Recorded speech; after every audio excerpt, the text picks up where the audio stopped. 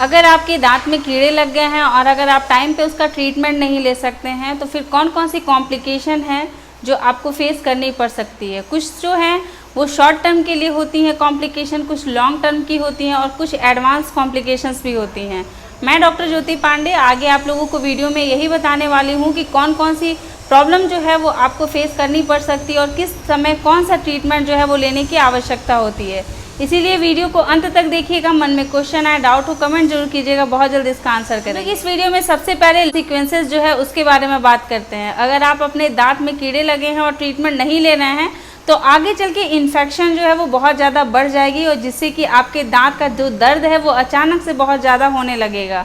आपको हो सकता है कि सेल्यूलाइटिस की प्रॉब्लम होने लगे जिसकी वजह से गले में जो है वो स्वेलिंग हो सकती है और कान के आसपास के एरिया में भी स्वेलिंग हो सकती है। आपको जो है वो साइनोसाइटिस की भी प्रॉब्लम हो सकती है, मतलब साइनस में भी इन्फेक्शन फैल सकता है जिसकी वजह से वहाँ पे भी आपको दर्द जो है वो महसूस हो सकता है। मुंह से अचानक से जो है बैड ब्रीथ मतलब हैलिटोसिस की प्रॉब्लम जो है वो आ सकती है। खाना खाने में प्रॉब्लम हो सकती है, इवन निगलने में भी प्रॉब्लम हो सकती है।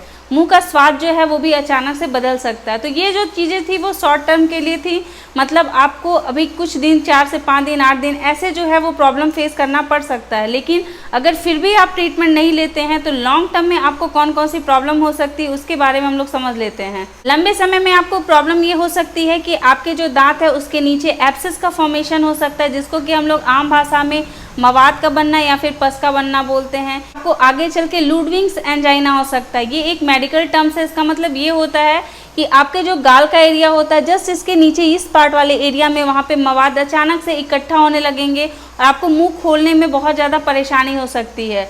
आपको आगे चल के हार्ट प्रॉब्लम्स हो सकती हैं क्योंकि आपके ब्लड स्टेम के माध्यम से वो जो बैड बैक्टीरिया होते हैं वो आपके हार्ट में जाएंगे और वहाँ पे एंडोकार्डाइटिस जो है वो फॉर्म कर सकते हैं। आगे जो है अगर फिर भी आप सचेत नहीं होते हैं और अगर आपने अच्छे से ट्रीटमेंट नहीं कराते हैं तो स्पेस इन्फेक्शंस हो सकती हैं। बहुत सारे टाइप की जो है वो प्रॉब्लम हो सकती है क्योंकि ये जो बैक्टीरिया होते हैं ये आपके ब्लड स्ट्रेम और सलाइवा के माध्यम से पूरी बॉडी में जो है वो फ्लो करते हैं। कुछ ऐसे एडवांस कॉम्प्लिकेशंस भी हो सकती हैं। उसमें सबसे पहला जो कॉम्प्लिकेशंस होता है वो होता है सेप्टिसीमिया, मतलब आपके ब्लड में जो है वो पॉइजन फैल सकता है जिससे कि आपको बहुत ज़्यादा फीवर आ सकती है। अचानक से आपके बॉडी जो है उसमें कंपन आ सकती है। दूसरी जो होती है वो होती है मेनिंजाइटिस की, मतलब आपके जो नसें होती हैं, जो मेम्ब्रेन होती हैं आपकी ब्रेन की, वो अचानक से उसमें दर्द जो है वो बढ़ सकता है। उसकी नसें जो है पतली पतली वो फट सकती हैं, उसमें इन्फ्लामेशन या फिर सूजन आ सकता है। इसके अलावा भी आपको सेप्सिस हो सकता है, मतलब आपकी पूरी बॉडी जो है उसमें कहीं ना कहीं इन्फेक्शन जो है वो आपको दिख सकता है। पैचेस दिख सकते हैं, रेडनेस दिख सकती है, स्वेलिंग दिख सकता है। साइनस थ्रोम्बोसिस भी हो सकती है, मतलब ब्लड जो है जो आपके ब्रेन को फ्लो करता है वहाँ पे कहीं पे भी क्लॉटिंग हो सकती है। इसके अलावा ऑस्टियोमोलाइटिस हो सकता है, मतलब आपके हड्डियों में दर्द भी हो सकता है। तो एक छोटे से डेंटल कैरीज को आपको कभी भी इग्नोर नहीं करना है। ये एक छोटा सा बैक्टीरिया जो है वो आपके पूरी बॉडी में हलचल मचा सकता है। तो इसीलिए अगर आपको इस टाइप की कोई प्रॉब्लम हो रही है, मुंह में इन्फेक्शन अगर हो रहे हैं तो उसके लिए प्रॉपर ट्रीटमेंट लीजिए। अगर आप चाहें तो सही कंडीशन में अपनी एक्सरे करा करके अपने दांत को बचा सकते हैं। आपका पॉकेट जो है वो आपको अलाउ नहीं करता है दांत को बचाने के लिए, बहुत आपको कॉस्टली लगता है, तो बेटर है कि दांत जो है उसको आप निकलवा सकते हैं। अगर आप दांत को समय पे नहीं निकलवाते हैं तो आपके दांत के सराउंडिंग्स में जो एरिया होता है, लाइक आपका जो मसूड़ा होता है उसमें स्वेलिंग हो सकती है, उसमें पस का फॉर्मेशन हो सकता है। आपके जो बगल के जो दांत होती है वो दांत में प्रॉब्लम हो सकता है। जो दांत खराब है उस दांत के ऊपर जो कांटेक्ट में दांत है वो दांत में भी प्रॉब्लम हो सकता है।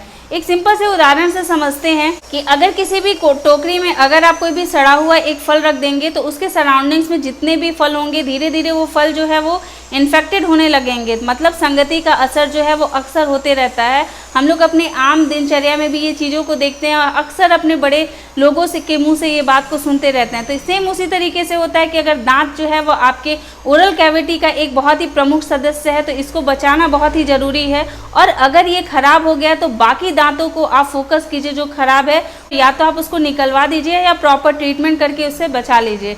आई होप कि मेरे इस एग्जाम्पल से आप अच्छे से समझ गए होंगे। अगर वीडियो अच्छा लगेगा तो लाइक ज़रूर कीजिएगा और ऐसे लोगों के साथ शेयर जरूर कीजिएगा जिन लोगों के मुंह में आपको हमेशा से दांतों में सड़न महसूस होती रहती है या फिर मुंह से आपको महक जो है वो बनता हुआ महसूस होता है। आप लोगों के साथ हर छोटे से छोटे इन्फॉर्मेशन को शेयर करने की कोशिश करते रहेंगे, लाते रहेंगे नए नए वीडियोस। तब तक के लिए अपना ख्याल रखिएगा, अपने आसपास के लोगों का ध्यान रखिएगा। Take care, bye bye.